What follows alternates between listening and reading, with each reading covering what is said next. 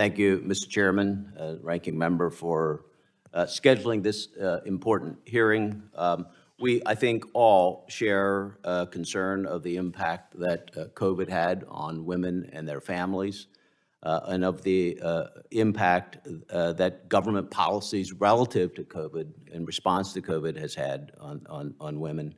And so I think it is a good time to evaluate our policies, and I think everyone watching can know that we all share the desire to help women and their families achieve their own American dream, and we hear some of the issues that you all are faced with, and particularly Ms. Walker. We thank you for sharing your story, which is similar to many other stories of other families.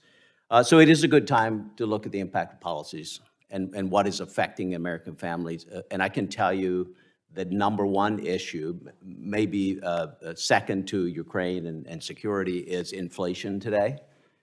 And I think Democrat policies that have been put forth directly resulted or at least had a significant impact on inflation and the impact that's been felt by women and their families. I received over 1,000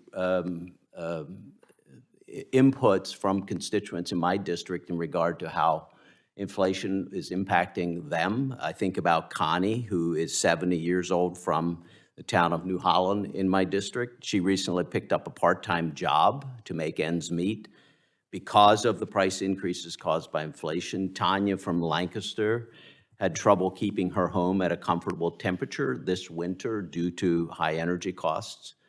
And Sherry from Columbia, Pennsylvania, tells me that inflation restricts, and I quote, what she eats and where she goes. Not only does she feel the pinch at the grocery store and at the pump, but she also recognizes that inflation undermines all her buying power. So, Mr. Chairman, if we're scheduling hearings on impacts and what our constituents are feeling, I would certainly suggest that we do a hearing specifically looking at the impact of inflation, what's causing that, and how we can prevent it. I think it'd be a great topic.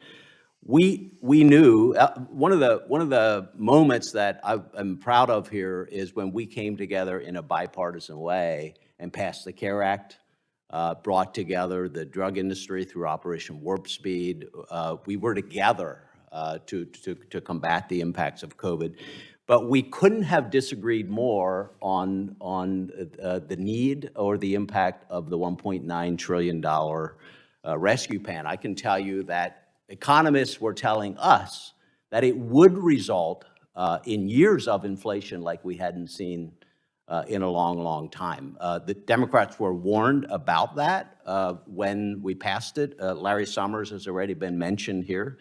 I quote, and of course he was the Treasury Secretary on Clinton, he said, I quote, "I think this is the least responsible macroeconomic policy that we've had in the last 40 years. He also wrote in the Washington Post that the proposed $1.9 trillion stimulus could ignite inflationary pressures of a kind that we have not seen in a generation. That's turned out to be true.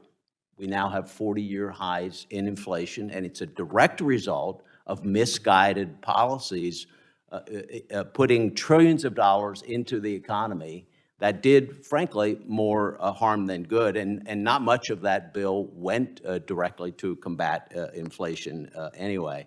And so I agree we should be looking at this, but we should be clear-eyed about what is happening, what has caused that, and what we can do to fix it. Miss, and I'm sorry, Lucas, didn't have your name. Can you just react to that? I'd like to hear your response. And I want to say one other thing. You know, it was brought up that women's income, real income, because of inflation, has declined 2.6%, compared to in the previous administration had grown by 9.6%. But could you talk just a little about whether you agree, how you feel about the impact of inflation on women. Yeah, and I'd like to talk, I've heard a lot of calls for additional spending, and that worries me. And I think another thing we really need to explore is all the unspent money.